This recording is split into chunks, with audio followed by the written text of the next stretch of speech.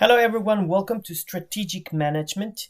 The unit number 4. Today, we're going to be talking about the business level strategy. So let's dig into what's important today. Okay. So first of all, we have spoken a lot about strategy, right?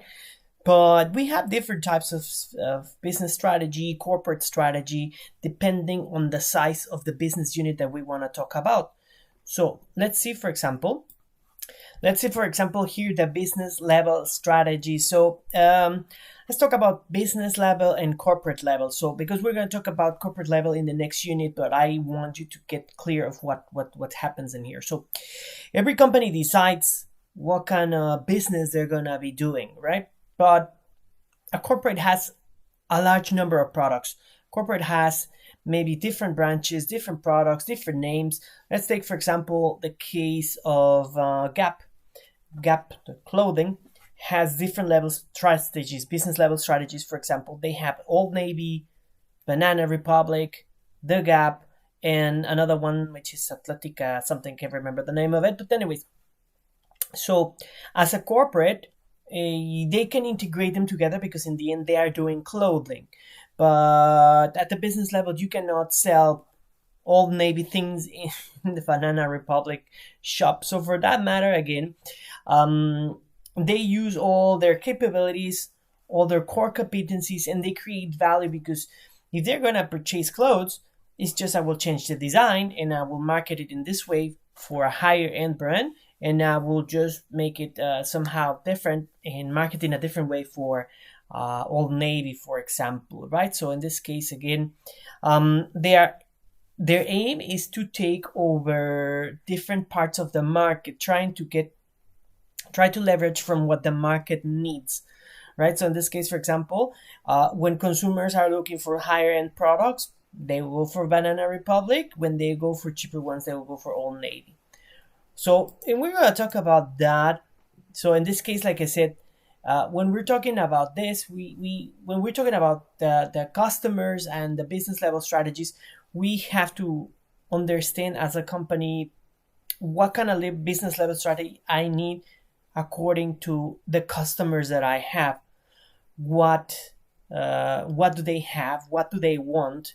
How I'm gonna reach them? How am I gonna keep them? So in this case, for example, when we're talking about that Gap. No, Gap is the middle end. I have a certain affiliation to Gap.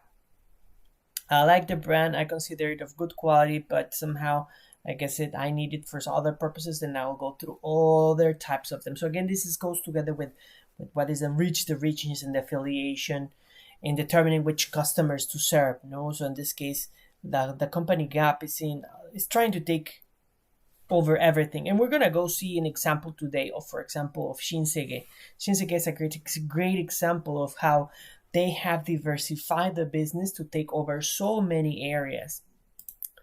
So again, in this case, like I said, we have to do. There's two types of segmentation. So first of all, companies can do the business level strategy based on the consumer markets of what they want, what they're looking for, who they are, how the trends are changing. For example, as I'm gonna mention today, we're gonna go through the example of Shinsegae. No? So when we're talking about demographics are changing. Smaller families, they are looking for cheaper products, convenient products. Nowadays, consumers are not that brand conscious. Nowadays, consumers have changed into being like, if it works, more functional for some things. No? So in this case, no brand appears in there. For Shinsegae, no brand, and it's ironic because it's a no brand that is a brand. So in this case, we use it. They have a segmentation of that market, or the convenience shop, which is the EMAR24, right? So again, they segment their business based on the consumer needs, or they are going to do segmentation according to the industrial markets that they are serving. In this case, for example, we see that the segmentation for them is based on the products, based on the distribution of goods. It's consumer retail. Additionally, when they start the no brand and the EMAR traders, two of these ones, they start to develop their own brand, their own products, and they start to manufacture their own products. So it goes segmentation into the distribution and into the production of also smaller, well, not smaller, into a production of a certain utility products that they have within their business, right? So in this case, again, the business level strategy aims to have to reach different markets in different ways. So in this case, like I said, let's look at this. Let me move myself here. Woo. So in this case, for example, let's talk about some of these markets. So we have, for example, first we have to do the division, okay, into broad target and narrow target. So in the broad target, I want to target everyone. Everyone can have access to this product, right? Because in terms of price or acquisition, it's not difficult. And then we have for the narrow target means I am going to for a more specific market, right? It is not because they cannot purchase it, but also can be because it has a specific need. Let's think, for example, when we talk about a specific market, right? A narrow target. So a narrow target can be, for example, road bicycles. If we think of road bicycles, when everybody's looking for bicycles, they don't care about road bicycles. So there's a very specific focus differentiations of road bicycles, of brands that are bicycles can be $10,000, right? Just a bicycle, not a motorcycle. So like, for example, Giant or Cannondale or so, etc. So this one, they have, in terms of price, not only in terms of price, but the consumer is narrow target. Not everybody needs a sports bicycle, right? So, but when we talk about, for example, everybody needs detergent, then that's a broad target, right? So we start to see already the difference between the two of them. So in this case, for example, we have here the narrow target, the focus cost leadership or the cost leadership. Here, for example, broad target, we can talk about, for example, that no brand cost leadership. For them, the important thing is to have the edge in prices and cost, right? The moment that no brand starts to become expensive, you won't go for it. You rather go to a normal shop and just buy any brand of your preference. And then we have here, for example, the focus differentiation. Focus differentiation, we can talk about, for example, the Shinsege, the normal department store. It's more expensive, it's more exclusive, it have more exclusive brands, and again, it has a specific narrow target market. When we talk about, for example, a differentiation but broad, we can talk, for example, of the E-Mart traders. So the E-Mart traders is like a Costco. So again, it's different because it's not like your general supermarket. It has a unique selling proposition of selling by bulk, or emulating pretty much Costco model. But again, it goes still for the broad target market. When here we talk about, for example, the focus cost leadership. In this case, for example, we talk about, for example, narrow targets. We can talk about the E-Mart every day, which is E-Mart, but it's small. So in this case, a narrow target. Why? Because it's only within some certain neighborhoods. They have some certain neighborhoods. So the narrow target is there. The focus cost, well, the cost still remains to be, how to say, it has to be competitive, because, for example, we have some, I call them mama shops, some small supermarkets that are in the neighborhood, and we still try to compete with them. If you realize, some of those local markets, still your E-Mart every day will be somehow cheaper in some ways. So in this case, focus that is a narrow target because it's a small neighborhood, but still wants to achieve a good price. So, and then we have, which we have as a business level, as a corporate level, actually, we will have the integrated cost leadership and differentiation. All together, they create that actually, that will be then a corporate level strategy, right? Corporate level strategy means I use my distribution resources to reach many places, many areas, but I use the business level strategies to integrate all of them, because I supply I'm a retailer of food and daily goods. So in this case, I have that ability. I also have the ability to secure production of certain things and distribute them by myself. Again, that's a capability and a core competency that they have. If I can produce my own products, I can distribute my own products, and they are taking advantage of that core competency that they have, which we spoke on the previous unit. So we talked about that. Like I said, cost leadership, a no frill standardized goods. Precisely here, no brand, no frills. This is just a very generic product. And so we have that one. We have that the cost leadership, right? Sorry, cost leadership. What is the problem with the cost leadership? It has problems with strategy because in the end, being cheap, being cheap is something can copy that model. It could be Lotte, it could be someone else that has very similar capabilities. So in this case, the core value must always come from the support functions. Well, the support functions and the value chain activities, both of them, in order for them to remain competitive. But pretty much this cost leadership is one of the easiest one to be copied. So we have to be careful on that. Right? Very good. And then we have the differentiation strategies. Like I said, the differentiation strategies, these ones have a more sustainable competitive advantage on the long term. When you're innovative, when you have something new, when that you're not competing just on price, but on the features. For example, here Apple works on differentiation. They want to offer superior products, superior experiences. The same thing as we are talking here about the normal Shinsegae. They are trying to offer best products, unique imported things from different places, unique models. That's what they try to do in the differentiation. So again, we have, you want to go for cost or uniqueness, or you want to go for like this Shinsegae goes for everything. They want a little bit of everything in the market. So in this case, we have those differentiations. Differentiation is more difficult to be copied. However, consumers are going to be the ones determining whether they are willing to pay the cost of that differentiation, or whether it's too great.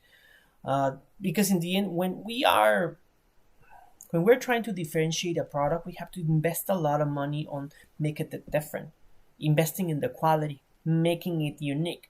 So this is the thing that when consumer says, well, a Louis Vuitton bag is different, it has a unique selling proposition, but I'm not willing to pay $3,000 for a bag. Let's say a leather bag, okay, but sometimes there are some designs made of plastic just because it's unique, it's designed by the Louis Vuitton. When he was taking a shower, he thought of it and designed it, and it's like a unique piece. So in this case, no, the consumers are not willing to pay for that, and that comes the problem of the differentiation strategy. So we have to think of that. And also, of course, we have to think in relationship to the five porter forces, right? In this case, Shinsegae is very aware of the five porter forces. No, they know the power of buyers and the power of suppliers. Suppliers, they became suppliers of themselves. Power of buyers, they target them in every single way. What else here we have? The suppliers, buyers, rivalry against competitors. Again, they became unique by having this no brand. Even they sell the no brand burgers nowadays. So again, in this case, they are finding new ways of remaining competitive. For delivery, for example, for delivery of goods, if you buy online, you have a delivery of 6 a.m. next day. So again, they know it's competitive, but they are trying to have a step on it, right? A potential entrance, this is difficult. It's very, very difficult, because to achieve the capabilities and the core competencies that this company has is very difficult. At the distribution area, well, retailing and distribution of daily products, daily goods, is difficult. It's difficult. They have the whole infrastructure, and the potential entrance is not there. Product substitutes, yeah, I mean, of course, you can just use other supermarkets or other things. In this case, also that becomes very high. So In this case, this company is very, how to say, very smart, because their corporate level strategy has revealed unique business level strategies to target all the market. They're covering all the market. Okay, so that's how we have it in there. Okay, so again, so we have the focus strategies. Also, we have, the problem is, again, we can be too much focus on a certain market. Then of course the market is not sufficient. We always need sufficiency of the market. We can say that, for example, if the market is too focused, it's good because you have um, a set of customers that are loyal to you, and there are five. Let's put it like that. Let's close to numbers. You have five customers. They are loyal customers, but the moment that you disappoint them, you're gone, because you only had five. So that is precisely with this focus differentiation. In a cost leadership, you have 1,000 billion customers. One, you means one, no big deal, right? You can always replace them. So in this case, we had those problems with differentiation. Also, one more, we have also the counterfeiting. When we have, again, high brands, you just walk one day. Well, not anymore, because I don't think Myeongdong is open for business now. But if not, you see Balenciaga products everywhere in there, or the Supreme brand. That is something that, although they had a focus differentiation, now they are counterfeited, and that's a big problem for them, right? Okay, very good. And so we have the integrated differentiation.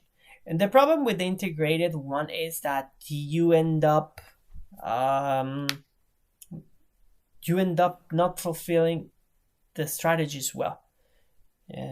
Neither you are cost leadership, neither you are differentiated. You are in between, and that is the worst possible thing that can happen to a company, that it's in between, it's caught in between.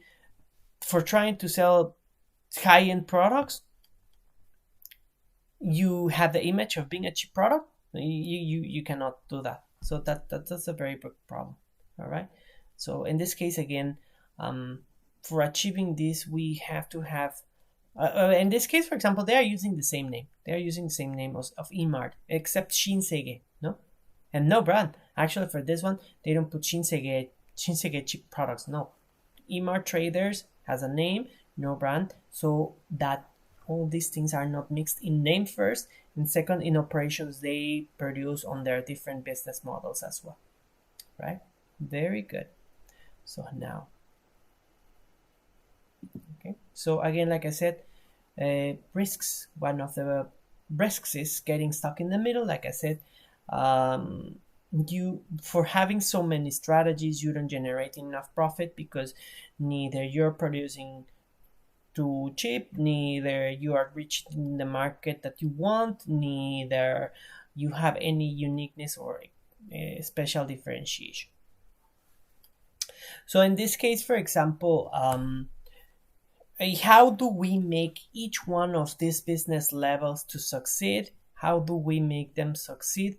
Very simple, by having total quality management systems, which is, in this case, in the cost leadership, I will ensure that my supporting activities all generate value, and my value chain activities also generate value in every single way. A total quality management, that is precisely what they do.